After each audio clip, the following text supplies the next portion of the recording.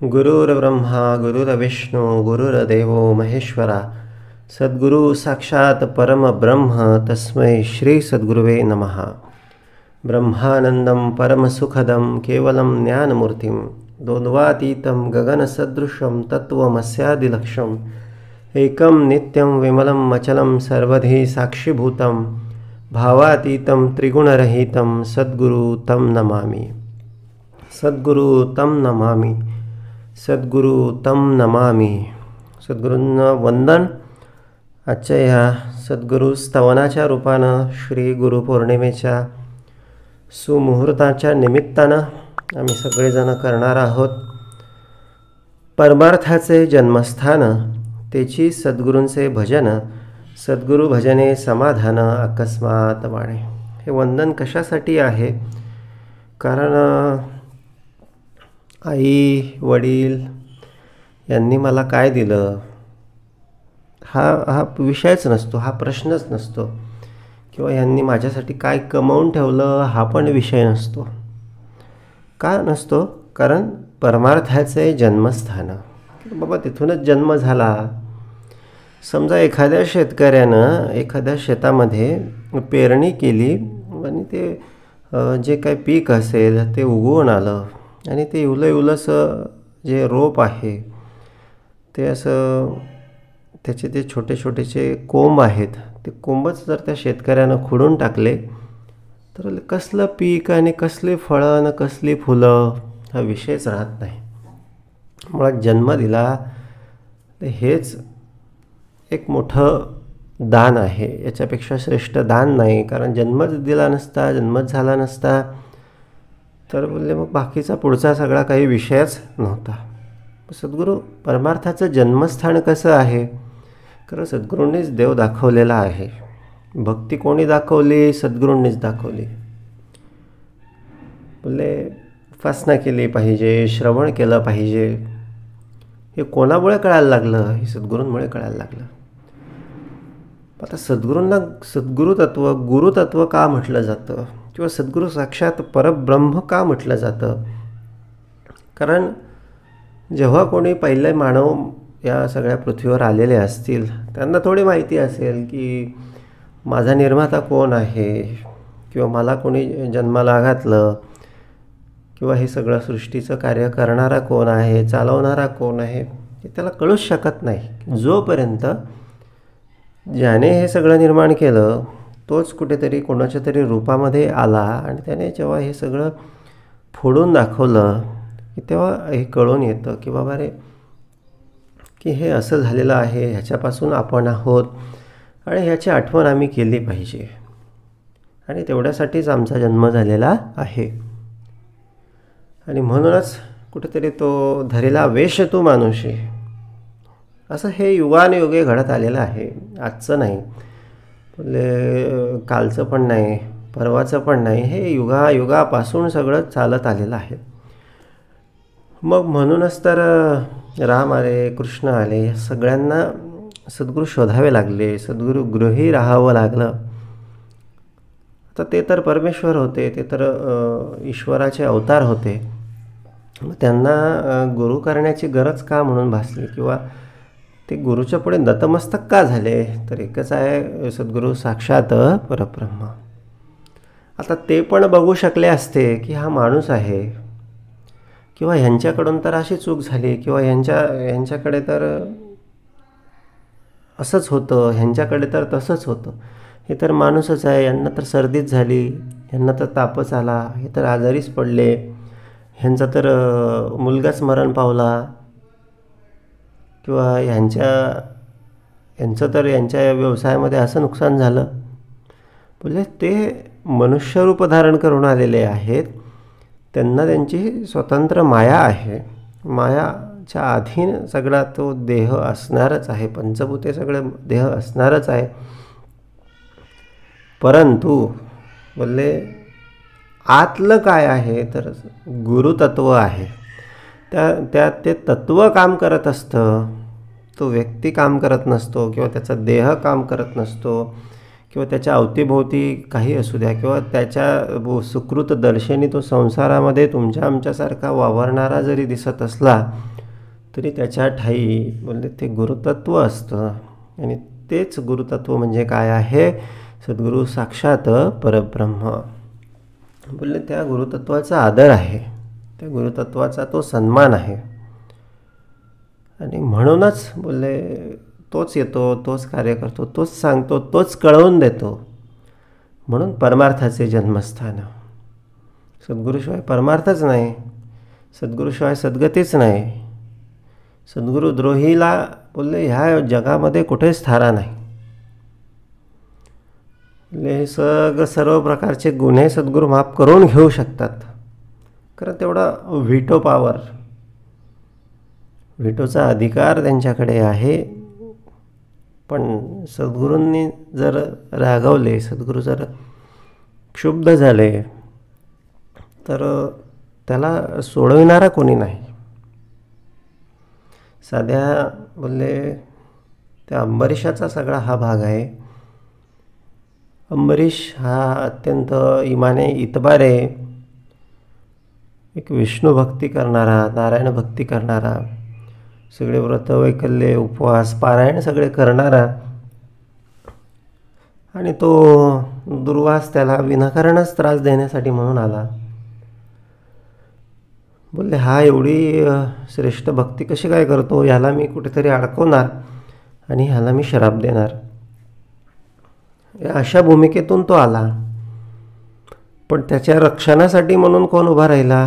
तर श्रीहरी उभा राहिला. आणि श्रीहरी पण नाही आला. त्याचं ते सुदर्शन चक्र जे आहे ना, ज्या क्षणाला त्या दुर्वास ऋषीने त्या अंबरीशाला श्राप द्यायला घेतला, त्या क्षणाला ते सुदर्शन चक्र त्या ठिकाणी प्रकट झालं. आणि त्या दुर्वासाच्या सगळ्या पाठीशी लागलं. तो दुर्वास सगळ्या तिन्ही लोकांमध्ये फिरला, पळाला, पण त्याचा पिच्छा काही ते चक्र सोडत नव्हतं. ब्रह्माकडे गेला, महेशाकडे गेला, पण बोलले सगळ्यांनी त्यांना सांगितलं म्हणून श्रीहरीच त्यांचंच या चक्रापासून तुम्हाला सोडवू शकतात. श्रीहरींकडे गेला, म्हणाला की भगवंता मला क्षमा करा. पण तो बोलला माझ्या हातात आता काही राहिलेलं नाही. हे सुदर्शन चक्र मी माझ्या भक्तांच्या सेवेसाठी, रक्षणासाठी म्हणून सोडून दिलेलं आहे. आणि जोपर्यंत तुम्ही त्या भक्ताला जाऊन भेटत नाही, भक्ताची क्षमा करत नाही, मागत नाही, तोपर्यंत ह्याच्यातून तुम्ही सुटू शकत नाही. आणि मग तो पुढे गेला, त्या अंबरीशाच्या पाशीच गेला. आता शेवटी भक्त भक्त म्हणजे काय आहे? भक्त म्हणजे एक भगवंताचं रूपच आहे. भगवंतच त्यांच्या हृदयामध्ये वास करत असतो. दया, क्षमा, शांती, तेथे देवाची वस्ती. म्हणूनच त्या ठिकाणी देव प्रकट झालेला असतो. आणि अर्थातच त्या अंबरीशानं क्षमा केली तेव्हा ते सुदर्शन चक्र शांत झालं. म्हणजे एक भगवंताच्या भक्तीमध्ये जो भगवंताचा जो भक्त आहे, बोले त्याचं रक्षण हे सुदर्शन चक्र करीत असतं. तर हे तर सद्गुरू भक्ती आहे. सुदर्शन चक्र का करतं म्हणजे याचा अर्थ काय? आता श्रीहरीच्या हातून ते चक्र थांबलेलं नाही. म्हणजे कुठेतरी त्या भक्ताने, कुठेतरी त्या भगवंताला कुठेतरी एक हृदयामध्ये प्रतिष्ठापना केलेली आहे.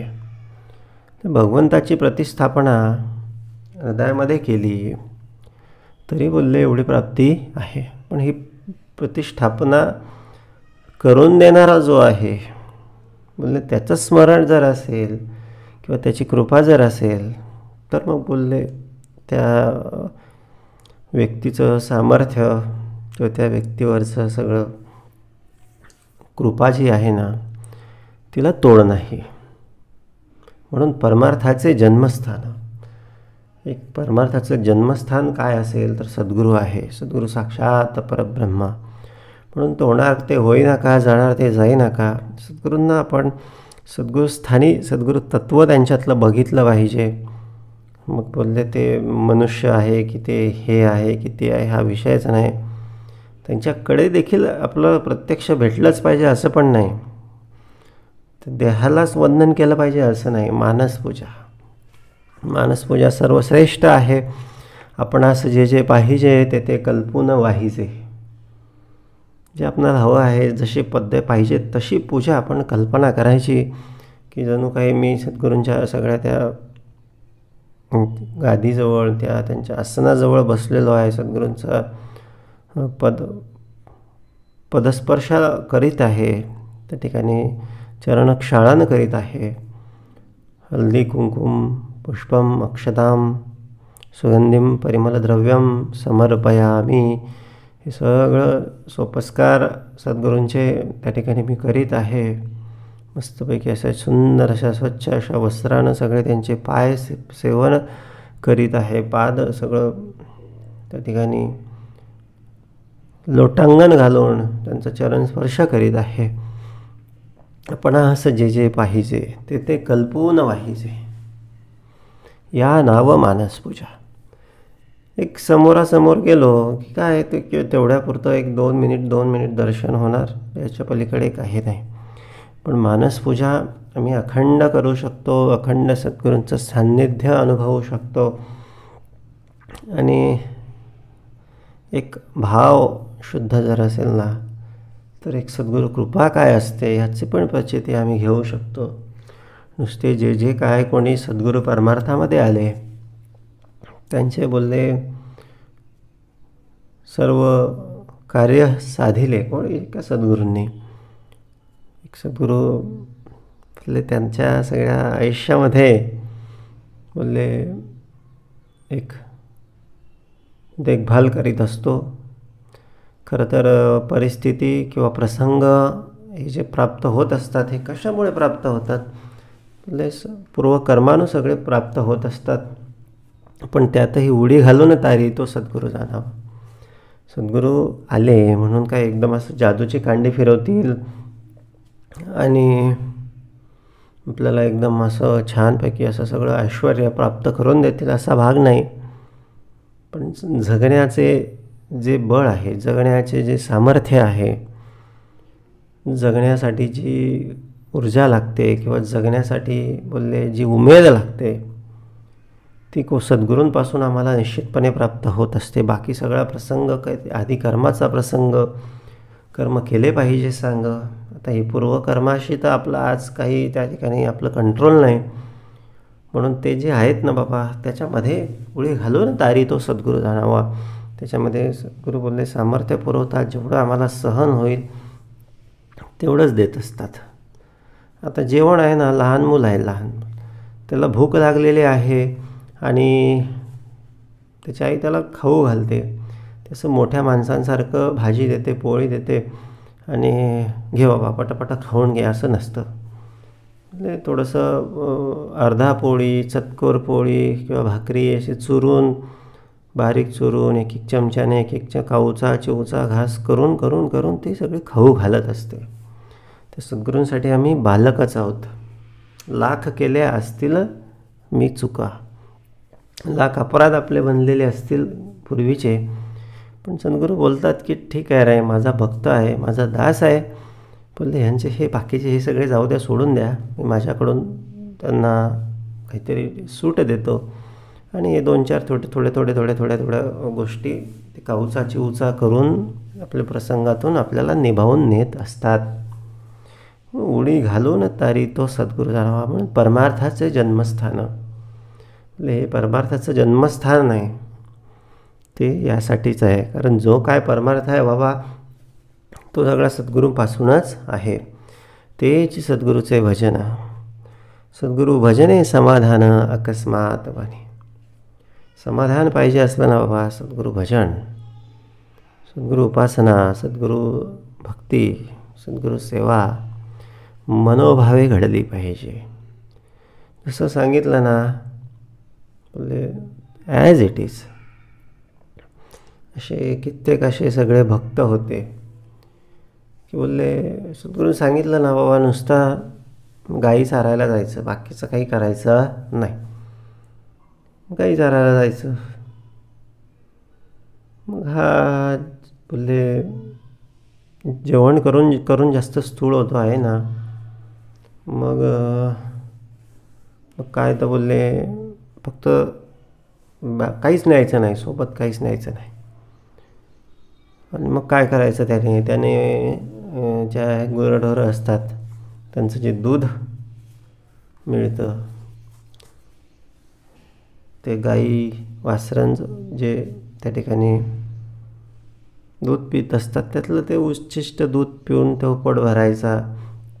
सद्गुरू बोलले ते उच्छिष्ट चालत नाही, त्याच्यामुळे मतिभ्रष्ट होते, याच्यापुढे असं दूध प्यायचं नाही. भूक तर जाम लागायची, मग काय करायचं. श्री सद्गुरू चरित्राच्या त्या सगळ्या ग्रंथामध्ये आरुणी पांचाळ, उपमन्यू, बैद यांची ही सगळी कथा आहे. मग ते काय, ते रुईचं झाड एके दिवशी दिसलं, त्याच्यातून दुधासारखा पदार्थ येतो हे कळालं, तेच प्यायला लागला. पिता पिता एक दिवस ते सगळं डोळ्यात गेलं, दृष्टी सगळी निघून गेली. सद्गुरूंचं आवाहन करत होता, सद्गुरूंना आवाज देत होता, देता देता एका विहिरीत पडला. आणि तत्क्षणी सद्गुरू प्रकट झाले आणि तिथून बाहेर काढलं, दृष्टी पूर्ववत केली आणि समस्त कल्याण होईल, समस्त जीवनामध्ये आनंदी आनंद प्राप्त होईल असं आशीर्वचन देऊन त्यांचा त्या सगळा अध्ययनाचा सगळा भाग पूर्ण केला. तत्क्षणी सर्व विद्या प्रकट झाली. बोलले सद्गुरू भक्ती मनोभावे केली, एक भाव सद्गुरूचरणी बैसला की सर्व विद्या प्रकट होते, सर्व रिद्धी सिद्धी प्रकट होते, मनातील सगळ्या इच्छा पूर्ण होऊ लागतात. आपल्याला सगळ्यांना, बऱ्याच जणांना अनुभव असेल की काही गोष्टी आपण नुसत्या अशा मनात इच्छा येते न येते की त्या गोष्टी लगेच प्रकट होऊन जातात. दुसऱ्या तिसऱ्या दिवशी लगेच त्या गोष्टी अशा आमच्या आयुष्यात आम्हाला घडून आलेल्या सगळ्या दिसतात. म्हणजे हे सगळं कशामुळे झालं. उत्तम भूमी आणि उत्तम कण आणि वरतून उपासनेचं पर्जन्य, ह्याच्यामुळे हे सगळं उगवून आलं. सद्गुरू कृपेने, सद्गुरू श्रवणातून बोलले हे सगळं आमची भूमी जी आहे, अंतःकरण रूपी भूमी, ही अशी सुपीक झालेली आहे. दर श्रवणात सद्गुरू त्याच्यात पेरणी करत असतात आणि उपासनेचं पर्जन्य आम्ही जेवढं पाडू तेवढं बोलले हे सगळे वनस्पती किंवा हे सगळं धान्य सगळं उगवून येत असतं. सगळा आनंदी आनंद सगळा आमच्या आयुष्यामध्ये उपासनेतून, ह्या सगळ्या सद्गुरू श्रवणातून, या सगळ्या सद्गुरू भक्तीमधून सगळा प्रकट होत असतो. म्हणून जे काय समाधान आनंद मनोभावे सद्गुरू भक्तीमध्ये आहे, म्हणून मनापासून सद्गुरू भक्ती करणे, सद्गुरू साक्षात परब्रह्म हेच मानणे, हे असं असेल की बोलले जेवढं आम्ही सद्गुरूंसाठी धावलो, सद्गुरू बोलले सद्गुरू भजने समाधान अकस्मात पाणी. आणि हे असं काय समाधान उभं राहील की त्याची सीमा नाही. शरणागतांची वाहे चिंता, तो एक सद्गुरुदाता, जैसे बाळक वाढवी माता, नाना यत्ने करुणी. माता सद्गुरूंनी बोलले चिंता व्हायला घेतलेली आहे, पण कोणाची घेतलेली आहे. शरणागत. शरणागत कोण असतो की बोलले आता असाल तैसे असा. बोलले मी समर्था तुम्हाला शरण आलेलो आहे, मी थकलेलो आहे, मी हारलेलो आहे, मी भागलेलो आहे, माझ्याच्यानं आता काहीच होत नाही आहे, माझं जे काय आहे ना बाबा हे सगळं तुझंच आहे आणि मला तुझ्याशिवाय दुसरा कोणीच नाही आहे, तूच माझा एकमेव आसरा आहे, तूच माझी बाप माय, तूच माझी करीसी सोय, अनाथनाथा गणपती.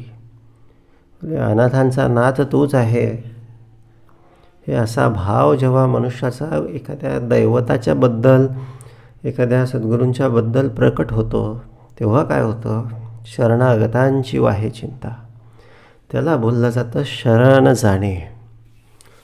शरण म्हणजे त्या भगवंताला आपण जोपर्यंत जात नाही तोपर्यंत भक्तीचं खरं फुलतच नाही. बोलले सगळ्यांची आस सोडून, सगळ्यांचा आसरा सोडून, सर्व धर्माण परित्यज्यम मामेकम शरणं व्रज.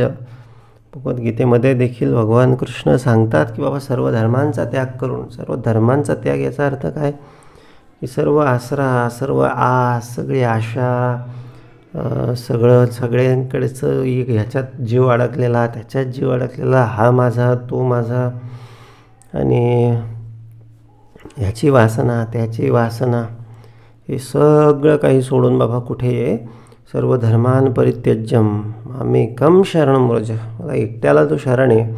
आणि असं जर असेल ना तर त्या भक्ताची चिंता वाहनच वाहनं आहे. म्हणजे स्वर्ग पृथ्वी आकाश पाताळ तो कुठेही असला तरी त्याला त्याची ती सगळी काळजी घेण्यासाठी तो भगवंत कटिबद्ध आहे. शरणागतांची वाहे चिंता, तो एक सद्गुरुदाता, जैसे बाळक वाढवी माता नाना यत्ने करुणी.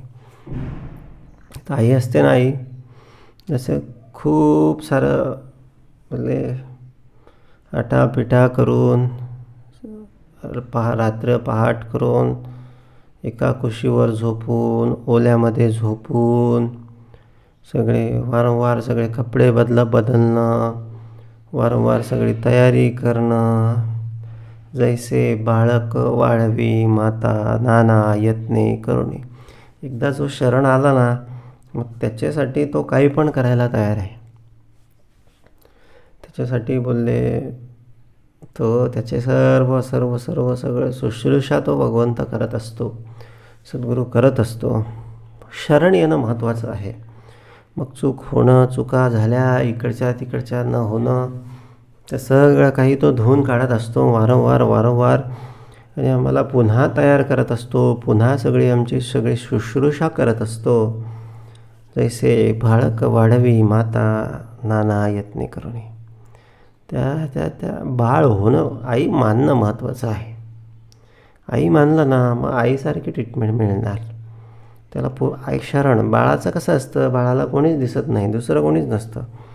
त्याला लहानपणापासून आईशिवाय त्याचं कोणी असं तो मानतच नाही. आणि काही त्याला झालं की तो आईशिवाय दुसऱ्या कोणाला पुकारतच नाही. आणि आईचाही तो पोटचाच गळा असतो. म्हणजे असं भगवंताच्या त्या सद्गुरू आईच्या पोटचा गोळा होणं महत्त्वाचं आहे. पोटात घुसणं. पोटचा गोळा होणं म्हणजे काय, एक बोलले तेवढं जीव, तेवढं प्रेम, तेवढं भाव त्या सद्गुरू चरणापाशी. सद्गुरू माझी आई आहे, सद्गुरू माझा भगवंत आहे, किंवा सद्गुरू माझा जवळच आहे, देव जवळी आणि अंतरी बोलले. आणि मी त्याच्या सगळ्या पादसेवन भक्तीवर, त्याच्या सगळ्या उपदेश मार्गावर सगळा मी चालणारच आहे.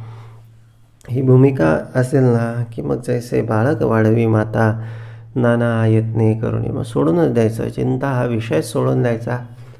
सद्गुरू बरोबर त्याच्या पद्धतीनं सगळं बरोबर हळूहळू घडीने घडी बोलले क्षण तो बरोबर आमचा त्याच्या सगळ्या त्या धामाकडे, भगवत धामाकडे सगळा घेऊन जात असतो. मनोन सद्गुरूचे भजन जयासी घडे तोच धन्य, सद्गुरुविन समाधान अनेक नाही.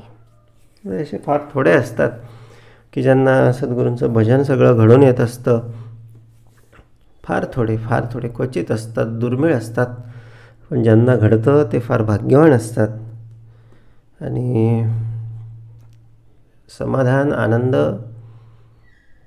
बोलले हा सद्गुरू भक्तीतूनच प्राप्त होत असतो, सद्गुरू कृपेनंच प्राप्त होत असतो. आणि असे जे सद्गुरू भक्त असतात त्यांना याची अनुभूती सगळी होत असते.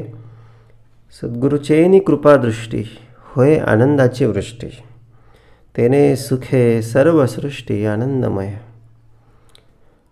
सद्गुरूचेन कृपादृष्टी. आता कासव जे असतं ना, बोलले ते आपल्या पिलांना नुसतं आपल्या दृष्टीनं सगळं वाढवत असतं, ते काहीच करत नाही. ते आपलं अंडी घालतं आणि फक्त येता जाता त्या सगळ्या पिलांकडे सगळी दृष्टी सगळी देत असतं.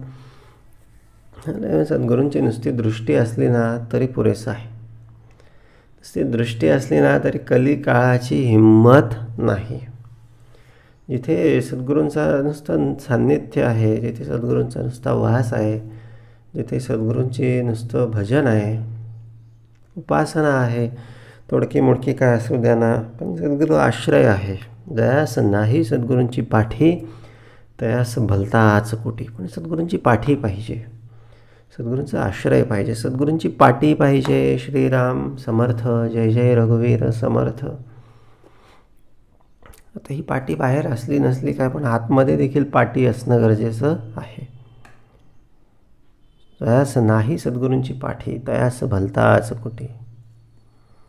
म्हणून सद्गुरूचेनी कृपादृष्टी होय आनंदाची वृष्टी. कृपा आनंद होतो आहे ही सद्गुरू कृपाच आहे. आनंद होत नसेल, काहीतरी चिंता असेल, बोलले सद्गुरू भक्ती वाढवावी, सद्गुरूवरचा भाव वाढवावा, सद्गुरूंना शरण जावं, सद्गुरू सांगितलं तशी उपासना करावी. बोलले पण प्रयत्न तरी करावा. प्रयत्नाला तो बघत असतो. त्या ठिकाणी क्वांटिटीला महत्त्व नाही, क्वालिटीला महत्त्व आहे. म्हणजे काय की किती मनापासून, किती मनोभावे हा भक्ती करतो आहे, किंवा किती मनोभावे हा त्या ठिकाणी सद्गुरूंच्या सगळ्या मार्गावर चालतो आहे. आता यश अपयश तर येणं न येणं हे सगळं चालूच असतं. एखाद्या वेळेस माया आहे, विषयच असतात, मनुष्य सगळं भुललाच जातो. पण प्रयत्न किती सुरू आहे, प्रयत्न करतो आहे की नाही, मनापासून इच्छा आहे की नाही, मागतो काय आहे. अखंड व निष्काम श्री सेवा दास्य भक्ती घडावी व टिकावी. बोलले ही अशी निष्काम भूमिका, सद्गुरू सेवा घडावी अशी निष्काम भूमिका जर असेल ना, तर बोलले ते होय आनंदाची वृष्टी. आणि तेने सुखे सर्व सृष्टी आनंदमय. ही सर्व सृष्टी सद्गुरूपासूनच आहे. सद्गुरू कृपेनंच ही सगळी सृष्टी सुव्यवस्थितरित्या सगळी सुरू आहे. सद्गुरूंचा वरदहस्त आहे तोपर्यंत बोलले सगळं सुरळीत सुरू आहे आणि राहणार. पण हे सगळे सद्गुरूंची वक्रदृष्टी होऊ नये किंवा सद्गुरूंचं विस्मरण होऊ नये, एवढं मात्र आम्ही बघितलं पाहिजे.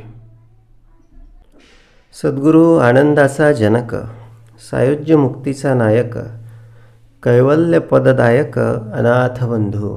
आता हे जे आहे ना बाबा, हे सगळं परलोकाचं जे आहे ना, ते सगळं सद्गुरूंकडेच दिलेलं आहे.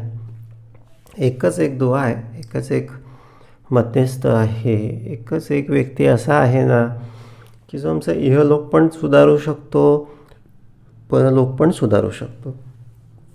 आणि बोलले सायुज्य मुक्तीचा नायक, सलोकता समीपता स्वरूपता हे तर कोणीही देऊ शकतं, पण सायुज्य मुक्ती सद्गुरूशिवाय कोणी देणार नाही. कैवल्य पददायक, कैवल्य पद, कैवल्य म्हणजे काय की जे कधीच नाश पावणारं नाही. सच्चिरंतन असं जे शाश्वत असं पद आहे ते सद्गुरू भक्तीतूनच, कारण सद्गुरू साक्षात परब्रह्म. कैवल्य पद एकच परब्रह्माच्याच ठाई सगळं मनुष्याला मिळू शकतं. बाकीचे सगळे अवतार जे आहेत ना, ते तर बोलले ते त्यांना पण कोणीतरी बनवलेलं आहे किंवा ते पण कधीतरी नाश पावणारे आहे. पण एक कैवल्य पद जे आहे ना, बोलले ते सद्गुरू भक्ती, सद्गुरू कृपा आणि सगळं त्या परब्रह्माच्याच सगळ्या सामर्थ्यानं सगळं मनुष्याला प्राप्त होऊ शकतं. अनाथ बंधू, आणि अनाथांचा बंधू तो आहे ज्याला कोणीच नाही, जो सर्व सोडून भगवंताला शरण घेतलेला आहे, त्याची निश्चितपणे तो सगळा काळजी वाहणारा आहे. मुमुक्षु चातकी सुस्वर, करुणा पाहिजे अंबर, वोळे कृपेचा जळधर साधकावरी. आता भगवंताची भक्ती आम्ही करतो. भक्त आणि भगवंतामध्ये नातं कसं असलं पाहिजे, त्याचं उदाहरण समर्थ या ठिकाणी देतात. म्हणजे चातक पक्षी असतो, त्याचा एक नेम असतो की बोलले जे मेघातून बोलले येणारं जे पाणी आहे, जलधर म्हणजे ढगं असतात, तेच तो वरच्यावर अलगद सगळं त्याचं प्राशन करत असतो. बाकी तो असं डबक्यातलं, समुद्रातलं, नदीतलं, नाल्यातलं पाणी तो पित नाही. फार महत्त्वाचा, फार मार्मिक सगळा भाग आहे. बोलले चातक पक्षानं काय करायला पाहिजे, बोलले मी देवाचा आणि देव माझा, त्याच्या भरोशावर राहूच नाही, त्याच्याकडून आस ठेवूच नाही, त्याच्याशी आपल्याला जोडूच नाही, आणि त्याच्याकडून अपेक्षा, त्याच्याकडे वासना हे ठेवूच नाही. त्याचं एकच एक आस, त्याचा एकच एक वास, आणि त्याचा एकच एक ध्यास, तो म्हणजे काय आहे, सद्गुरू साक्षात परब्रह्म, मी देवाचा आणि देव माझा. अशी तन मन धनाची सर्वस्वाची भूमिका जिथे प्रकट होते, ती भूमिका काय आहे, ती चातकाची भूमिका आहे. आणि तो असा जो मुमुक्षू, जो चातकाच्या सगळ्या भूमिकेमध्ये गेलेला आहे, मग त्याच्याकडे काय आहे, ओळे कृपेचा जळधर साधकांवरी. म्हणजे त्याच्यावर त्याला या सगळ्या लोकामध्ये राहून, इहलोकामध्ये राहून, पृथ्वी लोकावर राहून, म्हणजे स्वर्गलोकाचा आणि एक त्या अतीव स्वर्गीय सुखाचा जो उपभोग, सुख म्हणण्यापेक्षा ना ती सद्गुरू साक्षात परब्रह्माची अनुभूती जी आहे ना, ती अनुभूती त्याला सहज प्राप्त होत असते. म्हणून बोलले चातकाची भूमिका महत्त्वाची आहे. आता नाला नको, न नदी नको, न बोलले तलाव नको, न धरण नको, काय एकच एक मुमुक्ष चातकी सुस्वर करुणा पाहिजे अंबर. काही झालं ना, कोणाकडे बघायचं, करुणा पाहिजे अंबर, त्या अंबरकडे, त्या ढगांकडे, त्या सद्गुरूंकडे, त्या भगवंताकडे, त्यालाच मांडायचं, त्याच्याशीच बोलायचं, त्याच्याशीच संवाद साधायचा, त्यालाच आळवायचं, त्यालाच आठवायचं.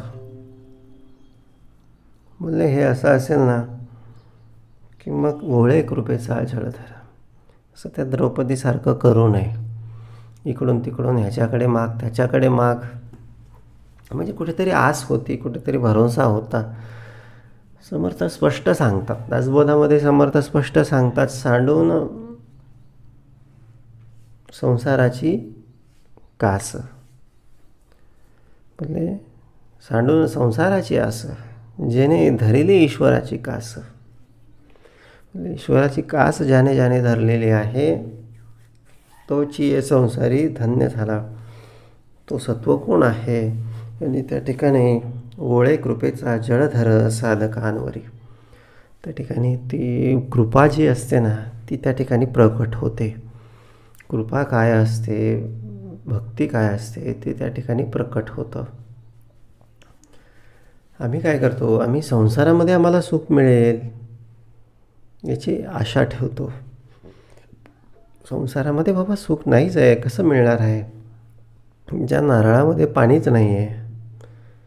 तर साधं बाजारामध्ये जातो आम्ही दुकानावर नारळ घेण्यासाठी, त्याला असं हलवून बघतो, पाणी आहे की नाही, पाणी असेल तर घेतो, नाही तर नाही घेत.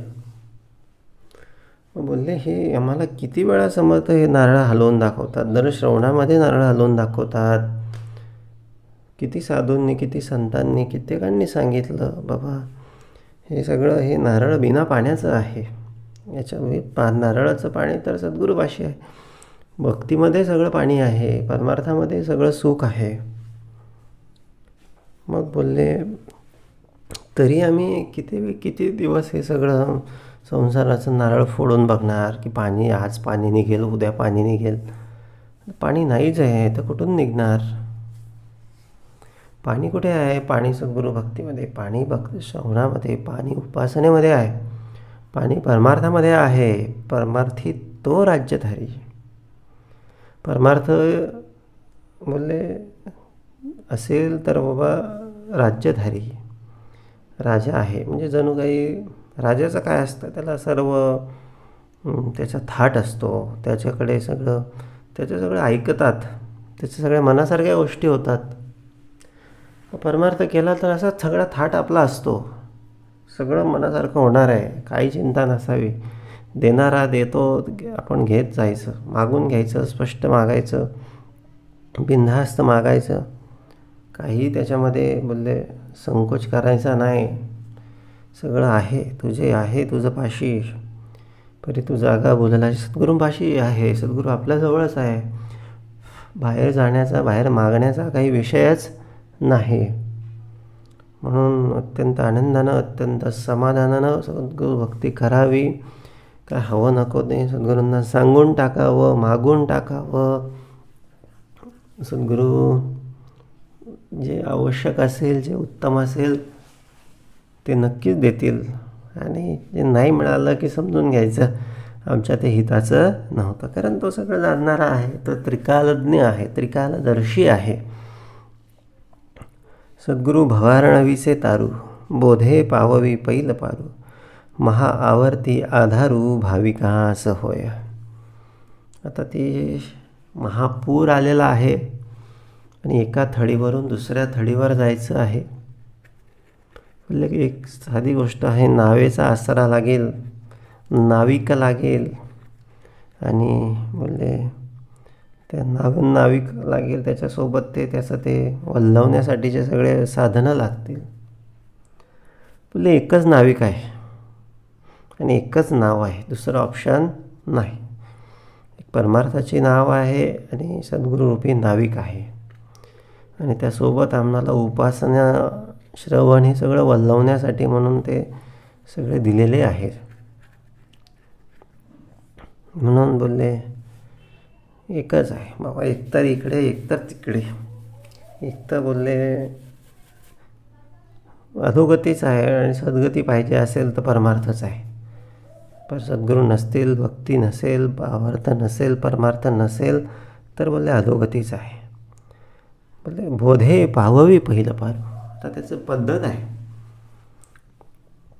बोलले तो बोधे पाववी, विवेकानं, जाणीवेच्या रूपानं, अखंड त्या ठिकाणी स्मरणाच्या रूपानं, अखंड त्या ठिकाणी साक्षीभाव, भानाची स्थिती, अटेन्शनची स्थिती, हे कोणापासून प्राप्त होते? हे सद्गुरूंपासून प्राप्त होते.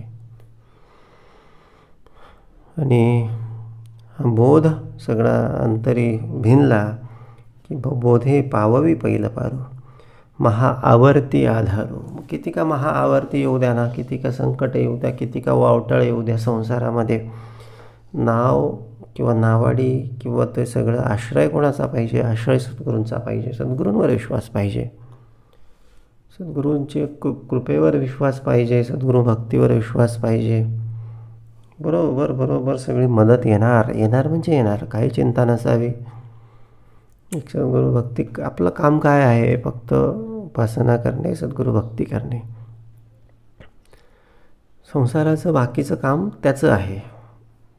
त्याच्यात डोकं घालणं, त्याच्यात प्लस मायनस आहे का, चांगलं वाईट आहे का, सुखदुःख आहे का, बरं वाईट आहे का, असंच झालं पाहिजे होतं, तसंच झालं पाहिजे होतं, हे आपलं काम नाही. आपलं काय सांगितलं, काय एकच सांगितलं ना, म्हणले मुमुक्षु चातकी सुस्वर करुणा पाहिजे अंबर.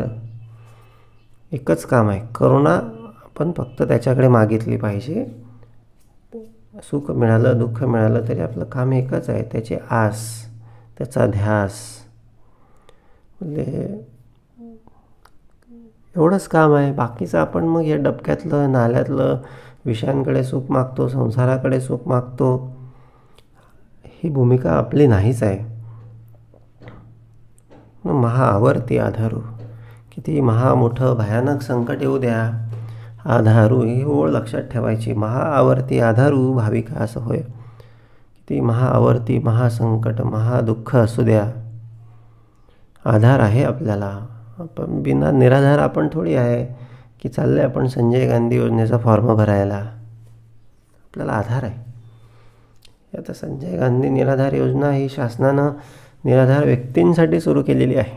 आता तो विषय नाही, पण आता या ठिकाणी निराधार असणे म्हणजे विषयांकडे जा. निराधार असणं म्हणजे संसाराची आशा ठेवणे, संसारामध्ये मी माझं माझं करत बसणे. पण आपल्याला आधार आहे, आपला मालक आहे.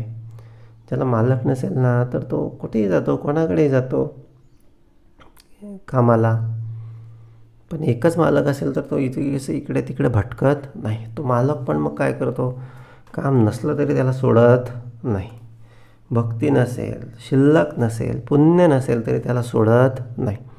बोलले माझ्याकडे याचा भाव आहे, माझ्याकडे याची निष्ठा आहे ना, मग बोलले याला मी, याचं जरी पुण्य नसेल, याची जरी शिल्लक नसेल तरी याला असं वाऱ्यावर सोडणार नाही. महाअवर्ती आधारू भाविकास होय.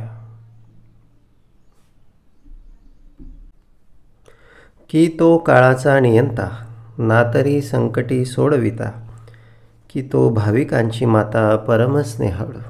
बोलले कितीही आणि कशी परिस्थिती येऊ द्या, आपली भक्ती तोडकी मोडकी का असू द्या. आता बोलले साधा एखादा प्राणी, छोटा मोठा एखादा भाकरीचा तुकडा दिलेला असला तरी तो बोलले आपल्याला आपल्या त्या अडचणीच्या काळामध्ये किंवा संकटाच्या काळामध्ये साथ सोडत नाही. हा तर आपला भगवंत आहे.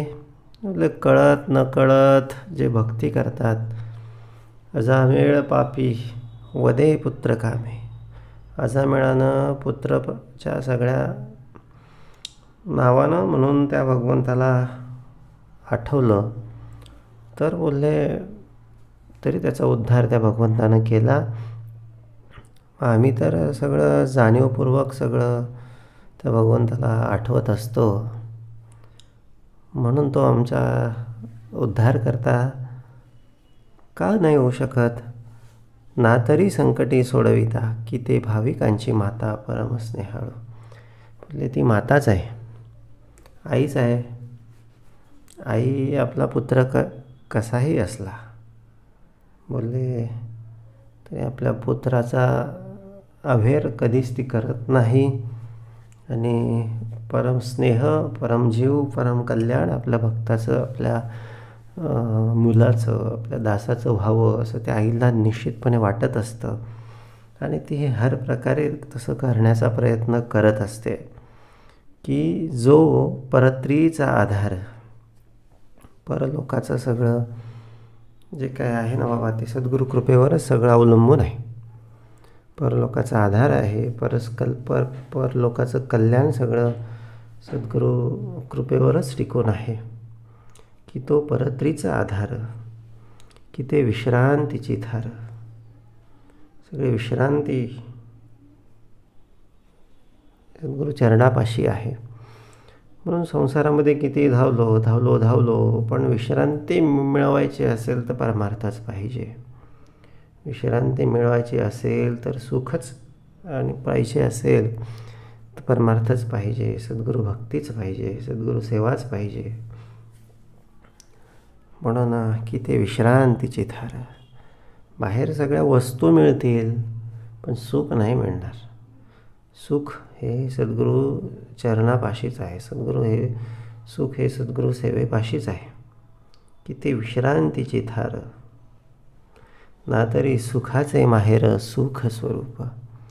एवढंच काय, सुखसुद्धा त्या ठिकाणी विश्रांती घेण्यासाठी येत असतं. सुखाचं ते माहेर आहे. आता जिथे सुख राहतं तिथे आम्ही गेलो, सुख आम्हाला भेटणारच आहे. आता जिथे सुख राहतच नाही तिथे आम्ही गेलो तर सुख आम्हाला कसं काय भेटेल.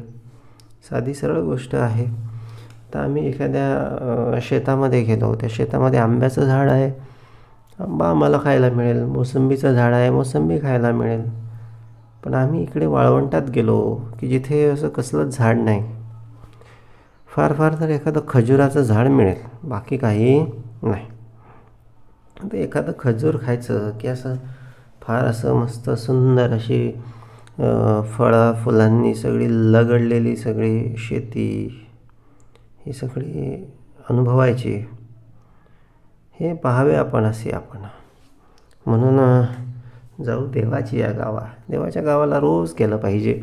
सकाळी पण गेलं पाहिजे, संध्याकाळी पण गेलं पाहिजे. अखंड भेटी घेतली पाहिजे. अखंड भेटी, खंड पडू देऊ नये. खंड पडला ना मग ती आम्हाला कसे ओढत घेऊन जातील आणि कसं कायमचा खंड करायला लावतील आणि कसं आमचं कायमचं सुख हरवून टाकतील ह्याचा नेम नाही. खंड कदापि पडू देऊ नये. ऐसा सद्गुरू पूर्णपणे. तर सद्गुरू कसा आहे? पूर्ण आहे. पूर्ण आहे. पूर्णाला भेटायला गेलो तर पुढले कल्याणच होणार. अपूर्णाला भेटायला गेलो तर बोलले काहीतरी कमतरता राहणार. संसार अपूर्ण आहे आणि संसारातल्या सगळ्या गोष्टी अपूर्ण आहेत. पूर्ण फक्त कोण आहे? सद्गुरूंनी आता ते स्पष्ट सांगितलं. ऐसा सद्गुरू पूर्णपणे. सद्गुरूच आहे, पूर्ण आहे. तुटे भेदाची कडसणी. म्हणजे सद्गुरू पूर्णच आहे आणि त्याला भेटलं तो काय करतो? तुटे भेदाची कडसणी. आमच्याकडचे सगळे भेद, सगळे शंका, कुशंका, संशय, चिंता सगळं काढून बोलले देवासारखं करून टाकतो. देव पाहावयासे गेलो आणि देवाची होऊ न ठेलो. तुटे भेदाची कडसणी. भेद हा भेद आहे ना, मी जीव आणि शिवामध्ये जो भेद आहे, आपण आणि परमेश्वरामध्ये जो भेद आहे तो अहंकाराचा भेद आहे. पण सद्गुरूंनी काय केलं? सद्गुरूंनी तुटे भेदाची कडसणी हा भेद काढून बोलले एक जीव आणि शिवाची सगळे भेट घालून आणली. देहावीन लोटांगणी तया प्रभूसी. आणि लोटांगणी म्हणजे काय? त्याला भेटायचं आहे, त्याला अनुभवायचं आहे. तो असा देहानं त्याच्या घरी जाऊन त्याला वंदन करून तसं नाही. म्हणजे त्याला असं विवेकानं, बोधानं, एक जाणीवेतून सगळं त्याला जाणता येतं. देहावीन लोटांगणी तया प्रभूसी. देहावीन त्याला भेटता येतं, देहावीन त्याला लोटांगण घालता येतं. बोलले असं भक्ती करता करता, ध्यान धरता धरता, नाम घेता घेता बोलले देहभान विसरून जायला लागतं, अहंकार विसरून जायला लागतं. आणि विसरला मग त्याची भेट होते. देहावीन लोटांगणी म्हणजे त्या ठिकाणी देह आला का? नाही, म्हणून देहावीन. त्या ठिकाणी कसलाच बोलले देहबुद्धीचा भाग उरलेला नाही, म्हणून देहावीन लोटांगणी तया प्रभूसी. त्या प्रभूला, त्या भगवंताला आज या श्री गुरुपौर्णिमेच्या निमित्तानं साष्टांग दंडवत घालूया, त्याला शरण जाऊया. बोलले त्याला शरण गेलं ना की मग शरणागताची वाहे चिंता. तो निश्चितपणे सगळी चिंता वाहणारा आहे. समस्त सगळ्या जीवांचं, तुमचं, आमचं सगळ्यांचं कल्याण करणारा आहे. अशा या समस्त सगळ्या जगीच्या स्वामीला, त्रैलोक्य नायकाला बोलले मनोभावे वंदन करून आजची ही सगळी निरूपण सेवा, श्रवण सेवा, स्मरण सेवा ही सद्गुरुचरणापाशी समर्पित करूया. श्री सद्गुरु दत्तात्रय अर्पणमस्तु. श्री सद्गुरुदेव दत्त.